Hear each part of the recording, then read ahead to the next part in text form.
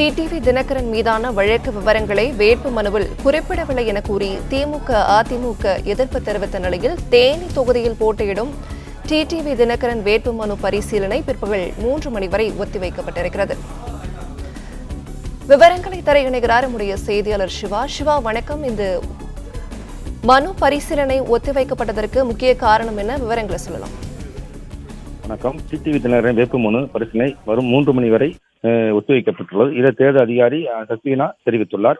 இப்போ தேனி மாவட்டத்தில் மொத்தம் 43 பேர் வேட்புமனு தாக்கல் செய்துள்ளனர். இந்த நிலையில் இன்று வேட்புமனு பரிசீலனை நடைபெற்று வந்தது. இதில் அதிமுக வேட்பாளர் நாராயணசாமி, நாம் தமிழர், திமுக தங்கத்தமிழ் மூவர் மனு மட்டும் ஏற்கப்பட்டது. இந்த நிலையில் டிடிவி தினகரின் பிரமாண பத்திரத்தை ஆன்லைனில் ஏற்றவில்லை என்று அதிமுக, திமுக மற்றும் நாம் கட்சியினர் மற்றும் உறுதி கட்சியினர் வாக்குவாதத்தில் ஈடுபட்டனர். இந்த நிலையில் தேர்தல் அதிகாரம் இதுவரைக்கும் ஏற்றவில்லை.